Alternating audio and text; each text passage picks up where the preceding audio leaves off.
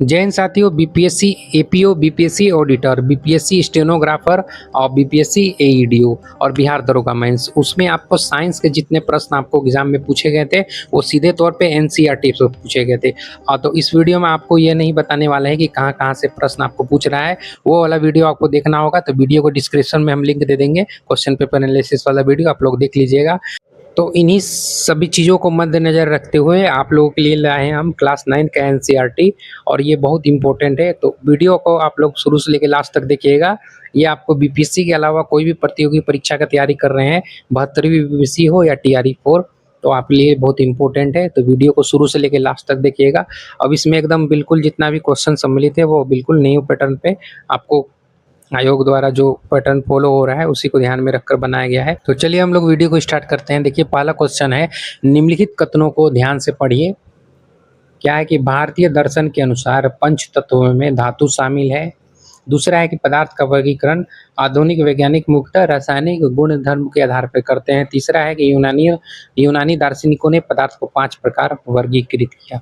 उपरोक्त में से कौन सा कथन असत्य, यहाँ असत्य हो गया है, आपको सत्य फाइंड करना है, सही कौन सा है। तो पहला स्टेटमेंट आपको दिया है कि पंच तत्व में धातु शामिल है, ये आपको गलत हो जाएगा। अब देखिए दूसरा है, दूसरा आपके पदार्थ का वर्गीकरण, ये भी आपको गलत हो जाएगा, लेकिन तीसरा सही हो जाएगा। यानी ऑप्शन नंबर 3, यानी केवल 3, यानी option number A is the right answer.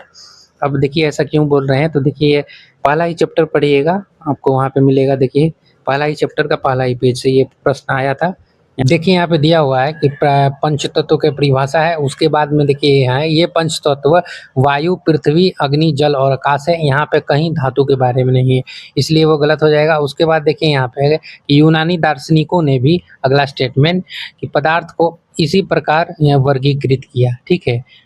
उसके बाद आपको देखिए स्टेटमेंट दूसरा है कि आधुनिक वैज्ञानिकों ने पदार्थ को भौतिक गुणधर्म एवं रासायनिक प्रकृति के आधार पर 2 प्रकार से वर्गीकृत किया। तो यहाँ पे भौतिक गुणधर्म और रासायनिक दोनों था, और स्टेटमेंट में केवल रासायनिक गुणधर्म था, इसीलिए ये हो जाएगा।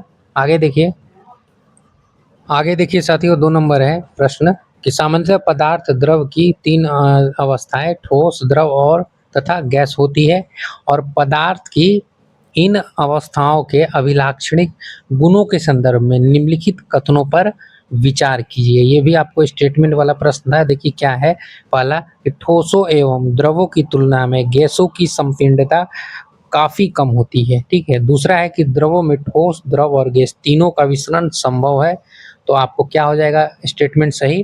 तो 1 नंबर आपको गलत हो जाएगा, दूसरा सही हो जाएगा, क्योंकि यहाँ पे दिया हुआ है, देखिए आपको यहाँ पे दिया हुआ है कि ठोस एवं द्रव की तुलना में गैसों की संपीड़नता काफी कम होती है। तो गैसों की संपीड़नता आपको कम नहीं अधिक होती है, इसलिए स्टेटमेंट आपको 1 गलत और 2 सही, यानी बी हो जाएगा। Option B is the answer right. ठीक है, B is the right answer. अब देखिए आगे देखते हैं हम लोग। अगला देखिए प्रश्न 2 नंबर, बर्फ और, देखिए बर्फ और उस पर तापमान परिवर्तन के संदर्भ में निम्नलिखित कथनों पर विचार कीजिए। देखिए क्या स्टेटमेंट है, पहला कि बर्फ का गलनांक यानी मेल्टिंग पावर 373 केल्विन होता है। दूसरा है कि बर्फ को गर्म करने पर संपूर्ण बर्फ के पिघल जाने तक का उसका तापमान एक समान रहता है। दूसरा है कि बर्फ को कणों की ऊर्जा जल के कणों की ऊर्जा से अधिक होती है। तो उसका स्टेटमेंट इसके बोल रहा है उपरोक्त में से कौन सा कथन सही है।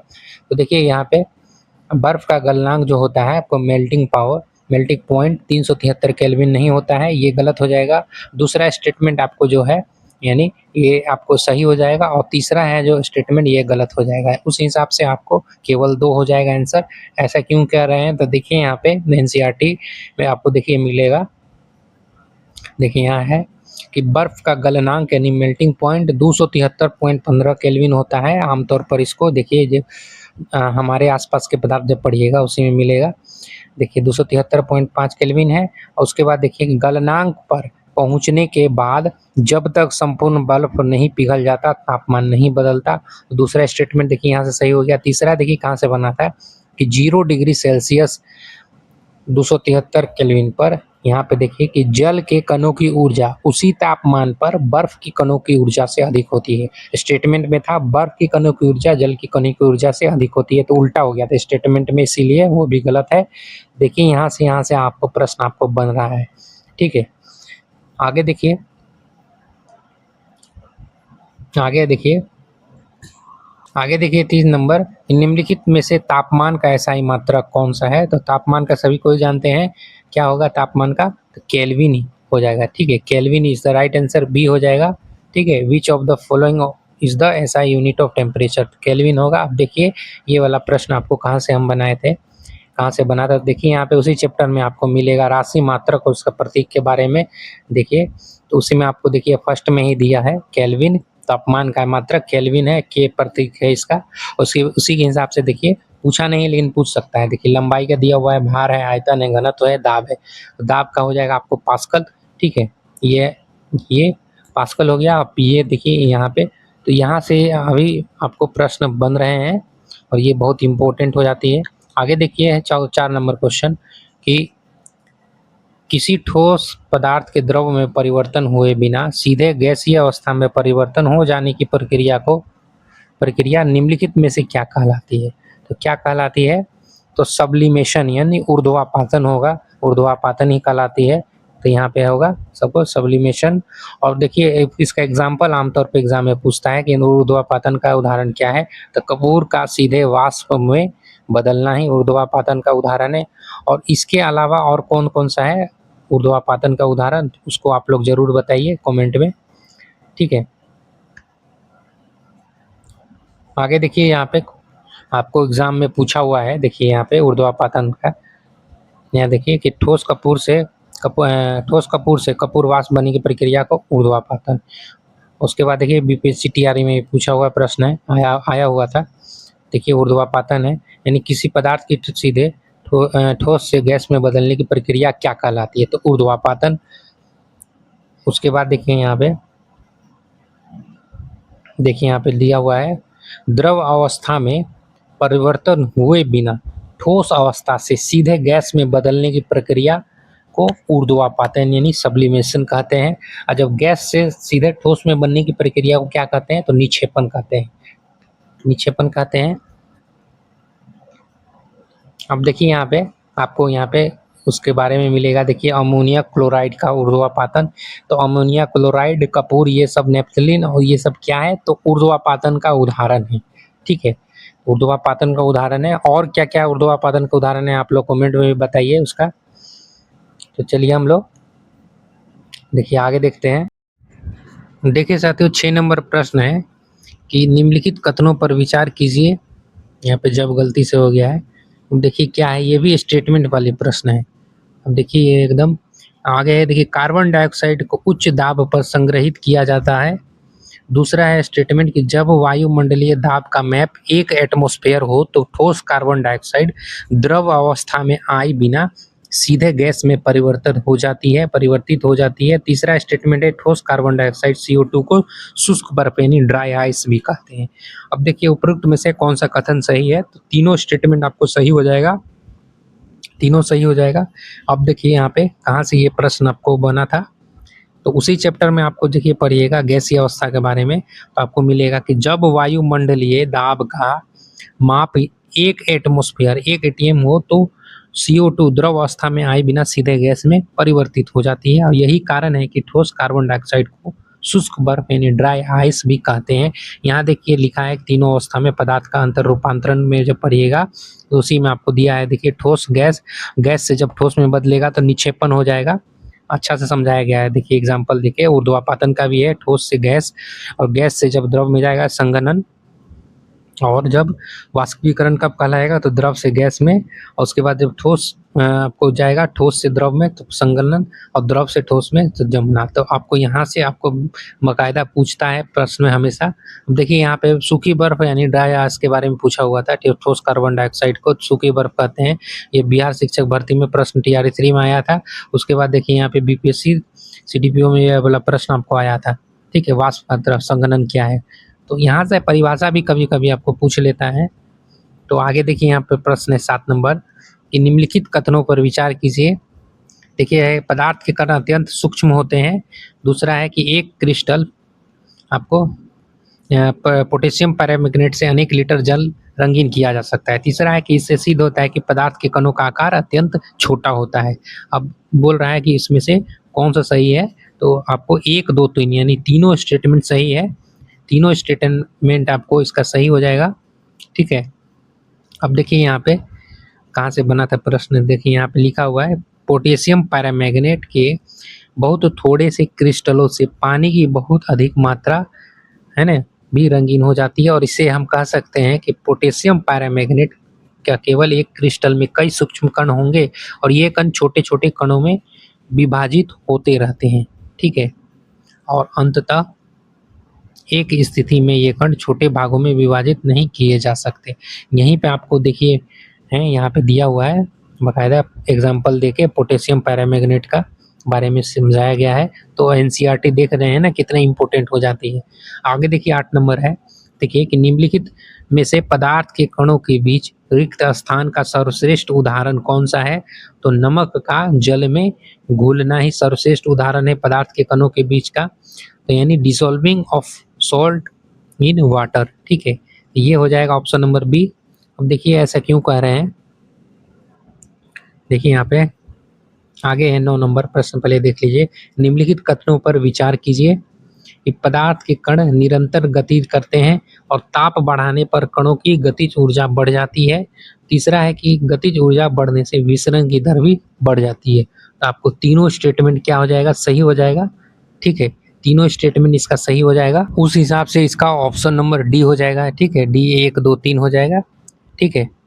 अब देखिए ये वाला प्रश्न आपको कहाँ से बना हुआ था, तो देखिए यहाँ पे लिखिएगा, पढ़िएगा उसी चैप्टर में। पदार्थ के कण निरंतर गतिशील होते हैं अर्थात उनमें गतिज ऊर्जा होती है। तापमान बढ़ने से कणों की गति तेज हो जाती है, इसलिए हम कह सकते हैं कि तापमान बढ़ने से कणों की गतिज ऊर्जा भी बढ़ जाती है। और आगे देखिए कि दो विभिन्न पदार्थों के कणों का, ठीक है, दो विभिन्न पदार्थों के कणों का स्वतः मिलना ही विसरण कहलाता है। और विसरण का यहाँ भी परिभाषा दिया हुआ है, तो देखिए यहाँ पे आपको कितनी इंपॉर्टेंट हो जाती है एनसीईआरटी की लाइन, एकदम इग्नोर नहीं कर सकते हैं आप लोग। अगला देखिए 10 नंबर है कि यदि किसी पदार्थ को तोड़ने के लिए अधिक बल लगाना पड़े तो इससे क्या निष्कर्ष निकलता है? तो क्या निष्कर्ष निकलेगा, यानी कणों के बीच आकर्षण बल अधिक होने के कारण इसीलिए होता है। ऑप्शन नंबर ए हो जाएगा, the force of attraction between the particles is strong. Option number A हो जाएगा साथियों। तो देखिए ऐसा क्यों कह रहे हैं, तो देखिए यहाँ पे पढ़िएगा, उसी में आपको क्रियाकलाप में दिया है। देखिए पदार्थ के कण एक दूसरे को आकर्षित करते हैं, इसी में जब आपको एग्जाम्पल और यहाँ पे चित्र और क्रियाकलाप देके समझाया गया है, तो उसमें आप लोग पढ़िएगा। तो उसी का लास्ट में आपको देखिए यहाँ पे दिया हुआ है कि यहाँ पे लिखा है कि उपरोक्त तीनों क्रियाकलाप सुझाते हैं कि पदार्थ के कणों के बीच एक बल कार्य करता है और यह बल कणों को एक साथ रखता है, ठीक है। और इस आकर्षण बल, देखिए यहाँ पे आकर्षण बल का चर्चा है, सामर्थ्य प्रत्येक पदार्थ में अलग अलग होता है। यहाँ से आपको बाकायदा प्रश्न आपको बन सकता है। आगे देखिए 11 नंबर है कि गैसों में, आगे है कि 11 नंबर कथन वाला कि गैसों में विसरण ठोसों की अपेक्षा अधिक तीव्र होती है। ऐसा क्यों है, कारण है देखिए कि गैस के कणों के बीच रिक्त स्थान अधिक होता है। तो आपको क्या हो जाएगा, ए और आर दोनों सही है और आर सही व्याख्या करता है एक ही, ठीक है। तो ये हो जाएगा। तो आपको देखिए यहाँ पे आगे देखते हैं हम लोग, आगे 12 नंबर है, देखिए कि निम्नलिखित में से कौन सा कथन सही है। सही कौन सा है, पदार्थ के कण स्थिर रहते हैं या पदार्थ के कणों के बीच कोई रिक्त स्थान नहीं होता है या पदार्थ के कण निरंतर गतिशील करते हैं। तो ऑप्शन नंबर सी हो जाएगा आपको सही, द पार्टिकल्स आर लार्ज, ठीक है। Option number C. देखिए यहाँ पे 13 नंबर है कि निम्नलिखित कथनों पर विचार करें। ठोस का आकार निश्चित होता है, ठोस का आयतन निश्चित होता है और ठोस को आसानी से संपीड़ित किया जा सकता है। तो अब बोल रहा है कि कौन सा कथन, तो उस हिसाब से साथियों ऑप्शन नंबर ए हो जाएगा, यानी 1 और 2 सही है, 3 गलत है। अब देखिए ये वाला प्रश्न आपको कहाँ से, आपको ये जितना प्रश्न लिखा है कहाँ से बना था। तो देखिए यहाँ पे पदार्थ की अवस्थाओं के बारे में जब आप पढ़िएगा तो उसी में आपको ठोस अवस्था के बारे में टॉपिक मिलेगा। और आगे जब उदाहरण के बाद समझाया गया है, उदाहरण देके कि उपरोक्त सभी उदाहरण ठोस है और हम देख सकते हैं कि इनका एक निश्चित आकार, स्पष्ट सीमाएं तथा स्थिर या आयतन यानी नगण्य संपीड़ितता होती है। और जब इस पे बाह्य बल लगाया जाता है तो क्या होता है, इसका आकार, ठोस अपने आकार को बनाए रखता है, लेकिन बल लगाने पर टूट जाता है लेकिन आकार नहीं बदलता। तो यहाँ से आपको आए हुए थे प्रश्न। देखिए आगे देखते हैं हम लोग। आगे है देखिए 14 नंबर, बहुत इंपॉर्टेंट प्रश्न है ये, आपको अभी तक आया नहीं है लेकिन आ सकता है। देखिए है, वैज्ञानिकों ने पदार्थ की चौथी और पांचवी अवस्था के रूप में प्लाज्मा, ठीक है, प्लाज्मा और बोस आइंस्टीन कंडेंसेट को प्राप्त किया और पदार्थ की इन अवस्थाओं के संदर्भ में निम्नलिखित में से कौन सा कथन सही है। देखिए पहला है कि आपको फ्लोरेसेंट ट्यूब यानी फ्लोरेसेंट ट्यूब और न्यून बल्ब में क्या होती है, तो प्लाज्मा होती है, ठीक है। और दूसरा है कि सूर्य और तारों की चमक पदार्थ की पांचवी अवस्था बोस आइंस्टीन कंडेंसेट के कारण होती है। नीचे दिए गए कूट का प्रयोग करके सही उत्तर चुने। सही क्या हो जाएगा साथियों, तो एनसीईआरटी में ये आपको 2 गलत हो जाएगा लेकिन पहला सही हो जाएगा, यानी स्टेटमेंट 1 हो जाएगा, केवल एक, ऑप्शन नंबर ए। अब देखिए ये वाला प्रश्न आपको कहाँ से बना हुआ था, तो उसी में आपको लोग जब पढ़िएगा वही चैप्टर में, तो आपको यहाँ देखिए प्लाज्मा के बारे में और बोस आइंस्टीन कंडेंसेट के बारे में मिलेगा। तो देखिए यहाँ हाईलाइट किए हैं कि फ्लोरेंस ट्यूब और नियॉन बल्ब में प्लाज्मा होती है, ठीक है।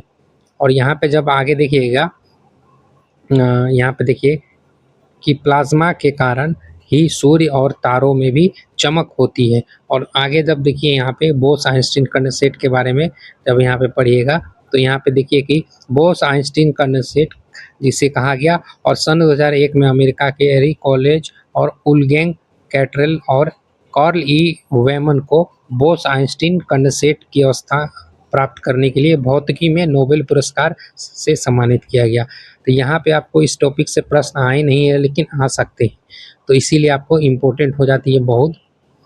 आगे देखिए हम लोग देखते हैं, देखिए 15 नंबर है क्वेश्चन कि क्वथनांक से कम तापमान पर द्रव के वाष्प में परिवर्तन होने की प्रक्रिया वाष्पीकरण कहलाती है। और वाष्पीकरण के संदर्भ में निम्नलिखित कथनों पर विचार कीजिए। देखिए क्या है कथन है कि वाष्पीकरण एक सतही परिघटना है। दूसरा है कि वाष्पीकरण की दर तापमान, आर्द्रता और वायु की गति पर निर्भर करती है, ठीक है, वायु की गति पर निर्भर करती है। उसके बाद है कि इससे ठंडक उत्पन्न होती है। उपरोक्त में से कौन सा कथन सही है, तो तीनों स्टेटमेंट सही हो जाएगा, डी हो जाएगा। और देखिए यहाँ से टॉपिक से प्रश्न आपको पूछा हुआ था, देखिए यहाँ पे कि शुद्ध पानी की तुलना में शुद्ध पानी का क्वथनांक क्या होता है, समान होता है कि बढ़ जाता है, इंक्रीज होता है। तो ये आपको बिहार शिक्षक भर्ती TRE 2 में आया हुआ था प्रश्न। अब देखिए यहाँ पे क्वथनांक का देखिए दिया हुआ है कि क्वथनांक से कम तापमान पर द्रव के वाष्प में परिवर्तन होने की प्रक्रिया को वाष्पीकरण कहते हैं। और वाष्पीकरण को प्रभावित करने वाले कारकों में देखिए यहाँ पे दिया हुआ है कि सतह क्षेत्र बढ़ने पर, और उसके बाद तापमान में जब वृद्धि होता है, और आर्द्रता में कमी, और वायु की गति में वृद्धि, यही सब है आपको वाष्पीकरण को प्रभावित करने वाले कारक। यहीं से स्टेटमेंट वाले प्रश्न आया हुआ था। अगला देखिए साथियों 16 नंबर है कि निम्नलिखित कथनों पर विचार कीजिए। क्या है कि द्रव का आयतन निश्चित होता है, ठीक है, द्रव का आयतन निश्चित होता है। और दूसरा है कि द्रव का आकार पात्र के अनुसार बदल जाता है, और द्रव संपीड्य नहीं होते हैं, लिक्विड्स आर नॉट कंप्रेसिबल। तो 1 2 3 है, डी इसका सही हो जाएगा, ठीक है, डी इसका सही हो जाएगा, D is the right answer. आगे देखिए 17 नंबर है कि ठोस तथा द्रवों का मिश्रण द्रव में संभव है। दूसरा है कि वातावरण की गैसें संघनित होकर जल में घुल जाती है। तीसरा स्टेटमेंट है ये गैसें कार्बन डाइऑक्साइड, ऑक्सीजन तथा सल्फर जलीय जंतु तथा पौधे के लिए अनिवार्य होती है। अब बोल रहा है कौन सा स्टेटमेंट सही है, आपको ऑप्शन नंबर 3 गलत है और दोनों गलत है। तो 1 और 2, देखिए 1 और 2 यहाँ गलती से हो गया है आपको स्टेटमेंट में, माफ़ कीजिएगा साथियों, इसका आंसर सी हो जाएगा, यानी केवल एक सही स्टेटमेंट है, ठीक है, 2 और 3 भी गलत है। अब देखिए आगे हम लोग देखते हैं। आगे देखिए 18 नंबर है कथन वाला कि द्रवों में ठोसों की अपेक्षा विसरण की दर अधिक होती है। कारण है कि द्रव के कणों में ठोसों की अपेक्षा कम रिक्त स्थान तथा अधिक गतिशीलता होती है। तो इसका आंसर हो जाएगा आपको ए सही है पर आर गलत है। ए सही है यानी कथन जो है वो सही है, लेकिन कम रिक्त स्थान के चलते ये कारण गलत हो जाएगा, ठीक है। आगे देखिए हम लोग देखते हैं आगे है देखिए 19 नंबर प्रश्न, निम्नलिखित कथनों पर विचार कीजिए। अब स्टेटमेंट, सभी जीवधारी अपने जीवन निर्वाह के लिए श्वसन लेते हैं तथा जलीय जंतु जल में घुली ऑक्सीजन के कारण श्वसन लेते हैं। ठीक है। दूसरा है देखिए लाइन, द्रवों में ठोस, द्रव और गैस तीनों का विसरण संभव है। अब दिख रहा है, बोल रहा है कि कौन सा कथन सही है। ठीक है, तो ऑप्शन नंबर ए हो जाएगा, यानी 1 और 2, only 1 and 2 is the right answer. अब देखिए आगे हम लोग देखते हैं। अभी देखिए जितना प्रश्न आपको दिखाए, जितना भी टोटल प्रश्न आप लोग देखें अभी, ठीक है, वो सभी प्रश्न यहीं से आपको बना हुआ था। अब देखिए यहाँ पे एनसीईआरटी का लाइन, एक एक लाइन बहुत इंपॉर्टेंट हो जाती है। देखिए यहाँ पे हाईलाइट किए हैं, आप देखिए यहाँ पे पढ़िएगा कि ठोस तथा द्रवों का विसरण, ठोस और द्रवों का विसरण द्रवों में संभव है। देखिए ये लाइन एक्सेप्ट उठा था। और आगे देखिए कि वातावरण की गैसें विसरित होकर जल में घुल जाती है, यहाँ विसरित था, वहाँ संघनित था, इसीलिए वो स्टेटमेंट गलत है। आगे देखिए ये है कि ये गैसें ऑक्सीजन और कार्बन डाइऑक्साइड जलीय जंतु के लिए अनिवार्य है। आगे है सभी जीवधारी अपने जीवन निर्वाह के लिए श्वसन लेते हैं और जलीय जंतु जल में घुली ऑक्सीजन के कारण श्वसन लेते हैं। और इस तरह हम निष्कर्ष पाते हैं कि द्रवों में ठोस, द्रव और गैस तीनों का विसरण संभव है। और ठोसों की अपेक्षा यहाँ पे देखिए द्रवों में विसरण की दर अधिक होती है। इसलिए ऐसा इसलिए होता है कि क्योंकि द्रव अवस्था में पदार्थ के कण स्वतंत्र रूप से गति करते हैं और ठोस की अपेक्षा द्रवों के कणों में रिक्त स्थान भी अधिक होता है। देखिए यहीं से एग्जैक्ट हम प्रश्न आपको बनाए हुए थे, तो एक एक लाइन एनसीईआरटी की इंपॉर्टेंट हो जाती है। अब देखिए यहाँ पे कि गैसों की आगे 20 नंबर है। देखिए ये वाला प्रश्न आपको गैस वाला आपको पूछा हुआ है कि घरेलू एलपीजी की सिलेंडरों में दाब मापक नहीं प्रदान किए जाते हैं क्योंकि ये एलपीजी द्वारा चोक हो जाते हैं। डी देखिए बीपीएससी में यहाँ से प्रश्न आपको पूछा हुआ था, इसीलिए ये वाला चैप्टर बहुत इंपॉर्टेंट हो जाता है, एकदम बिल्कुल मत कीजिएगा। 20 नंबर देखिए एलपीजी वाला संपीड़ितता के कारण यहाँ पे प्रश्न आपको पूछा हुआ था। देखिए यहाँ पे कि द्रवों की तुलना में गैसों की संपीड़ितता यानी कंप्रेशन काफ़ी अधिक होती है। ठीक है, और हमारे यहाँ पे देखिए हमारे घरों में खाना पकाने में उपयोग की जाने वाली द्रवीकृत पेट्रोलियम गैस यानी एलपीजी या अस्पतालों में दिए जाने वाले ऑक्सीजन सिलेंडरों में संपीड़ितता गैस होती है। आजकल वाहनों में ईंधन के रूप में संपीड़ित प्राकृतिक गैस यानी सीएनजी का उपयोग होता है और इसका संपीड़ितता काफ़ी अधिक होने के कारण गैस अधिक आयतन को कम एक आयतन वाले सिलेंडर में संपीड़ित किया जा सकता है और आसानी से एक से स्थान से दूसरे स्थान तक ले जाया जा सकता है। देखिए कितनी इंपॉर्टेंट हो जाती है एनसीईआरटी के लाइन। आगे देखिए 21 नंबर है कि हथेली पर एसीटोन डालने पर ठंडक क्यों महसूस होता है। तो एसीटोन वाष्पीकरण के लिए ऊष्मा हथेली से लेता है, यानी acetone absorb heat from the palm from evaporation. ठीक है, यहाँ से ऑप्शन नंबर बी हो जाएगा सही। अब देखिए आगे देखिए प्रश्न है एक और, ग्रीष्म काल में जल की मिट्टी में बर्तन रखने पर किस परिघटना के कारण जल ठंडा रहता है। तो वाष्पन हो जाएगा आपको, इवोपोरेशन अभी बताएं, डी नंबर। ठीक है, अब इसमें स्टार मारे हैं क्योंकि ये आपको एग्जाम में बहुत इंपॉर्टेंट है, ये बार बार पूछता है। देखिए डी हो जाएगा। आगे देखिए यहाँ पे आपको वाष्पीकरण के कारण शीतलता, जब टॉपिक उसी चैप्टर में पढ़िएगा तो यहाँ पे आपको मिलेगा कि खुले हुए बर्तनों में रखे द्रव में निरंतर वाष्पीकरण रहता है। वाष्पीकरण के दौरान कम ऊर्जा पुनः प्राप्त करने के लिए द्रव के कण आसपास से ऊर्जा अवशोषित कर लेते हैं। इस तरह आसपास से ऊर्जा को अवशोषित होने के कारण शीतलता हो जाती है। और जब आप एसीटोन या नाखून की पॉलिश हटाने वाले द्रव को अपनी हथेली पर गिराते हैं तो क्या होता है, तो कण आपकी हथेली या उसके आसपास से ऊर्जा प्राप्त कर लेता है और वाष्पीकृत हो जाने पर हथेली पर शीतलता महसूस होती है। तो यहाँ से देख सकते हैं आपको प्रश्न एकदम एग्जैक्ट आए थे। आगे देखिए साथियों, हम लोग आगे प्रश्न देखते हैं। आगे बहुत इंपॉर्टेंट है, 24 नंबर है। देखिए निम्नलिखित कथनों पर विचार कीजिए। कथन 1 है कि तापमान का SI मात्रक केल्विन है, अर्थात 0 डिग्री सेल्सियस बराबर 273.15 केल्विन। व्यावहारिक रूप से इसे 273 केल्विन के माना जाता है। कथन है दूसरा कि सेल्सियस से केल्विन में तापमान बदलने के लिए दिए गए तापमान में 273 जोड़ा जाता है, जबकि केल्विन से सेल्सियस में बदलने के लिए 273 घटाया जाता है। उपरोक्त कथनों के आधार पर सही विकल्प चुनिए। इसका सही हो जाएगा आपको कथन 1 और 2 दोनों सही है, और 2 एक की सही व्याख्या करता है, और ऑप्शन नंबर ए हो जाएगा राइट। ठीक है, option number A is the right answer.